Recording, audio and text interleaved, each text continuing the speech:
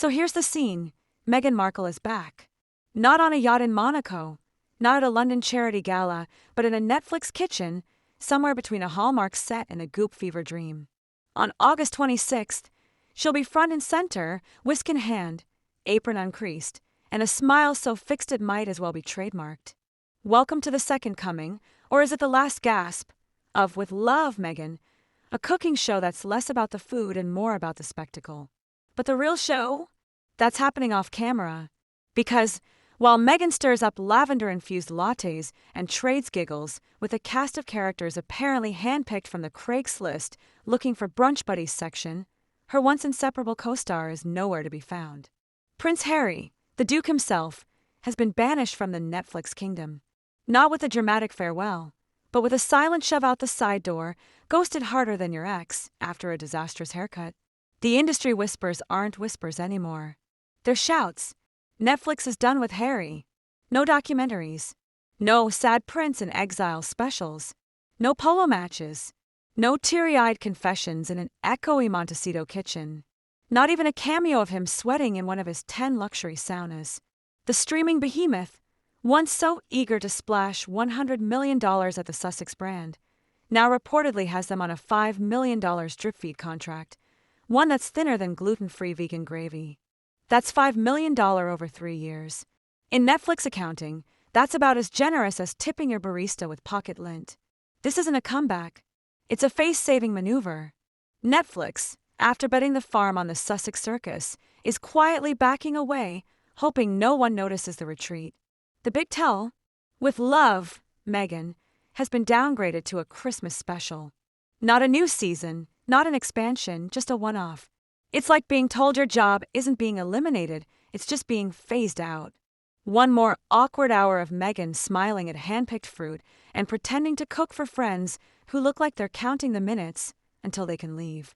The guest list reads like a last-minute holiday potluck. Jay Shetty, who probably thought he was booking a meditation retreat, not a PR gig. Tan France, whose name sounds more like a vacation update than a celebrity cameo.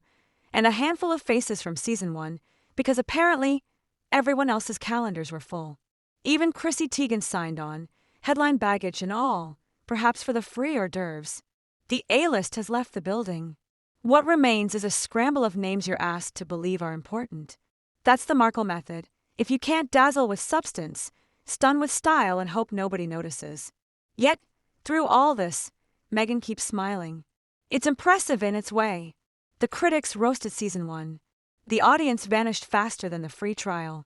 With Love, Meghan didn't even crack Netflix's top 300, beaten out by decade-old Suits reruns, the very show that launched Meghan from supporting cast to palace adjacent. But Meghan's not here for the ratings. She's here for the pivot. Because this isn't about what's on screen today. It's about what's coming next.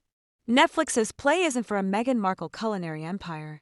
It's for the next act in the royal saga, the one where Meghan drops the H and the world tunes in for the split. The Sussex power couple brand is on life support. The glow is fading. Underneath the Instagram-perfect snapshots and candlelit voiceovers, there's tension. Not the manufactured, reality TV kind. The real, career-stalling, where did everyone go? Sort of tension. The media smells it. Netflix smells it. And if Meghan's cooking show is any clue, she can smell it too. That's why this new deal isn't a creative revival. It's a strategic trapdoor. Netflix is quietly cutting Harry out, keeping the content pipeline clean for when the real payday arrives. The divorce special. The tell-all. The Oprah-level sit-down.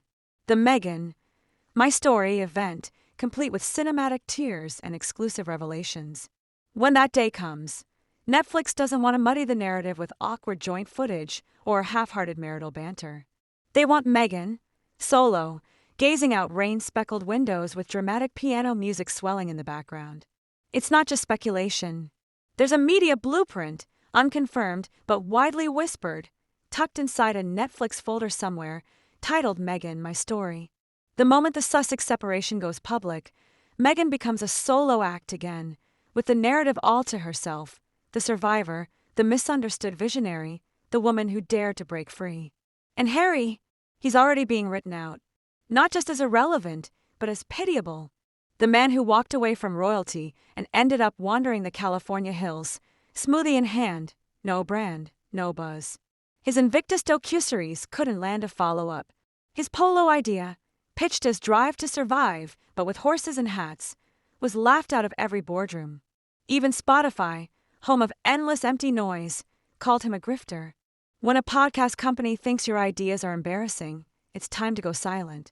Harry's image has shifted from royal rebel to sad sack in a sauna. No one wants to market a man whose most compelling story is how chilly it gets in a $14 million mansion. He had the chance to build a new global brand, and instead, fumbled it into a series of knitwear complaints and tepid memoir sales. The world has moved on. The A-list, once eager to orbit the Sussex sun, has drifted elsewhere. Oprah, nowhere to be seen. The Obamas, silent. George and Amal Clooney, radio silence. Even Gwyneth Paltrow, after parodying Meghan's show, only appeared in a hostage video-style cameo to keep up appearances. Meanwhile, Meghan keeps herself just relevant enough to stay in the conversation. The show might be fake, the friends might be rented, the aprons might still have the tags on, but it's all content. And content, even bad content, sells. Especially when it's cringe. Especially when it's a train wreck. Meghan is nothing if not clickbait with great lighting. That's the plan. Netflix keeps Meghan warm, gives her a Christmas special, puts a little red bow on a half-baked casserole of staged domesticity. Harmless, forgettable, but perfectly positioned. Because when the separation happens and Meghan inevitably tells her side, it won't be on Spotify or Apple TV or some blog nobody reads. It'll be on Netflix, in 4K, with an Oscar-winning director, and a soundtrack guaranteed to wring every last drop of sympathy from viewers. Every empire falls. The Montecito-made media dynasty of Harry and Meghan, once hyped as a $100 million juggernaut, is already half buried under its own PR. Meghan's brand is struggling, Harry's is flatlined, and the big names who once crowded their garden parties are long gone. Now, the only guests left are those who still answer calls from the publicist's assistant. The real giveaway isn't just the downgraded contract or the guest list. It's the content itself. With love, Meghan, is reality TV with the volume turned all the way down, no pulse, no edge, just endless soft lighting and lifeless montages. The food is untouched, the aprons are pristine, the laughter is too loud for the jokes being told. Critics call the first season a beige blur of nothing.